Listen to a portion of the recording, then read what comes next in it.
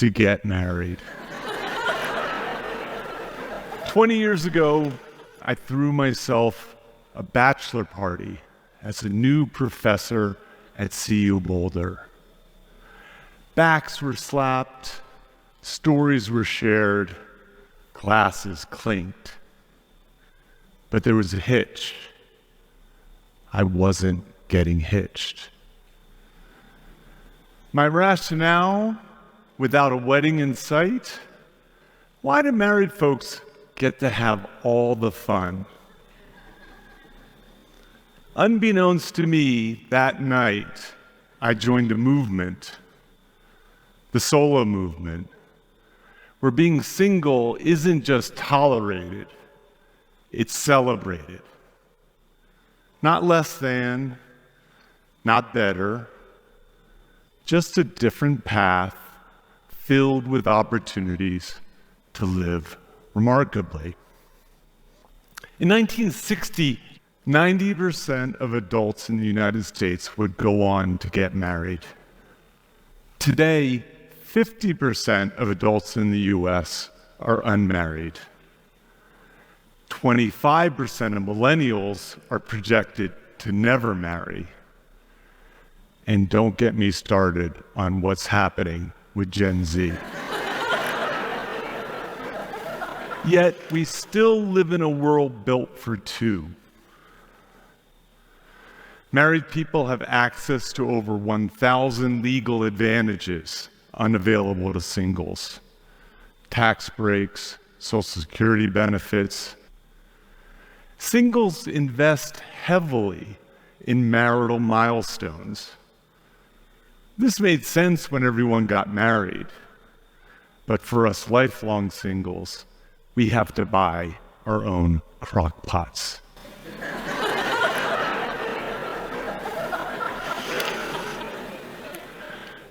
And then there's Aunt Sally, who keeps asking, so, is there anyone special? How many of us have an Aunt Sally? Lately, a chorus of media voices have traded Aunt Sally's question for a prescription: get married. You don't believe me? There's a book called Get Married.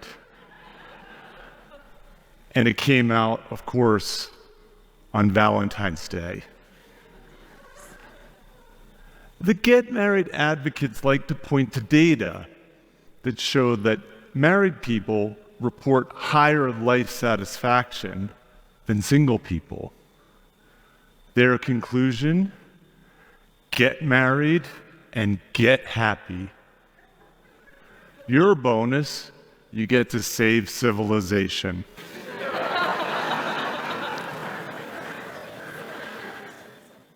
Now, you might be wondering, and the answer is no, I'm not anti-marriage. I've even had a couple near misses.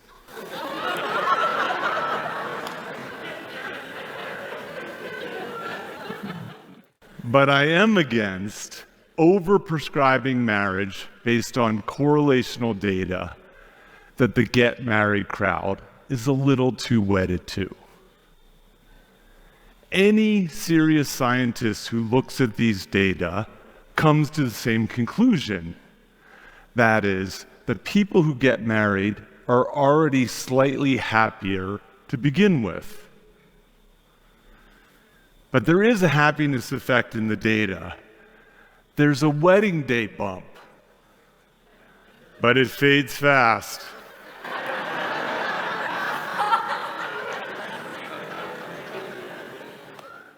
For $30K a pop, the average US wedding, at that cost, you can take 15 vacations without your in-laws. But here's the real puzzle, and it's one that the get married crowd can't answer, and that is this: if getting married makes you happy, why is it that the happiest places on earth feature the most people going solo? This is especially the case in Scandinavia. I say, rather than treating the rise of singles as a bug, let's treat it as a feature of progress, especially for women. The arranged marriage was invented 4,400 years ago in order to form business alliances during harsh agrarian times. Women were treated more like property than partners, with a husband receiving ownership from the father at the altar. Thankfully, today, marriage is more about love, and it's increasingly optional. The story of the rise of singles is the story of the rise of women. And it really got rolling with the invention of the spinning wheel. The spinsters who used it could earn their own money and escape being owned by a husband or a father. With the invention of birth control and greater access to education and economic opportunities, I do is becoming, do I?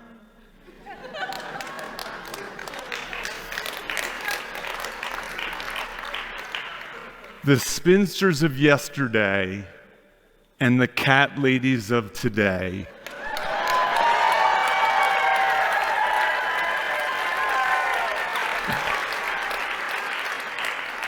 are not old maids. They're trailblazers, pioneers of independence.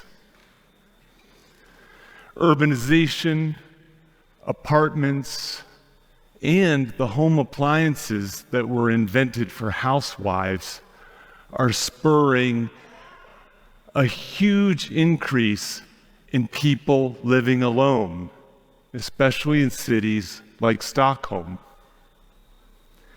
Intrigued by these happy Scandinavians, I swapped out my Stetson for an Indiana Jones-style fedora and headed to Sweden, a global leader in gender equality.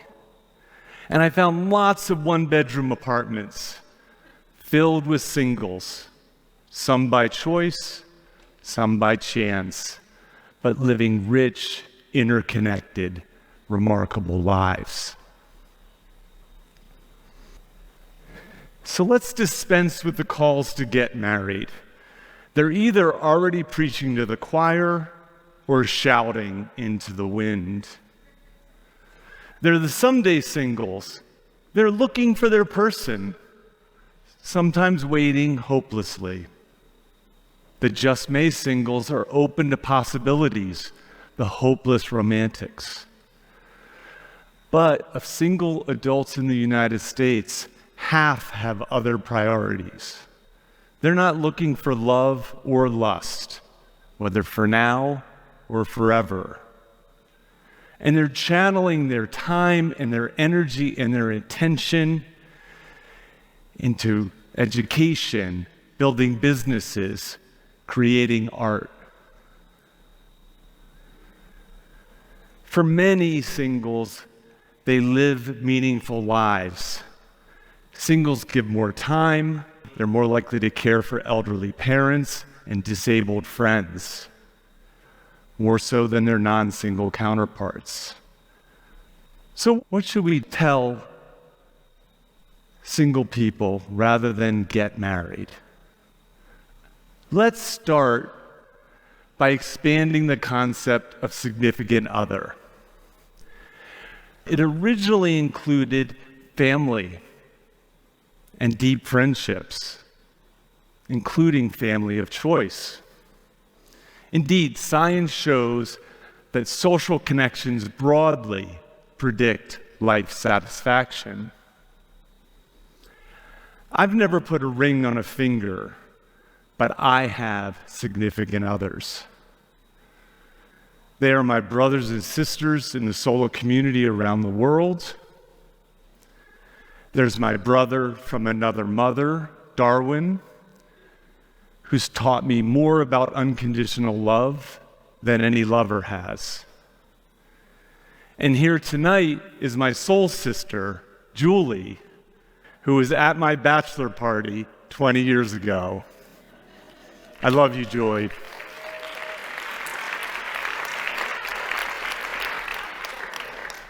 Next, let's advocate for policies that support a family of one. Sweden's social safety net is given to all citizens individually.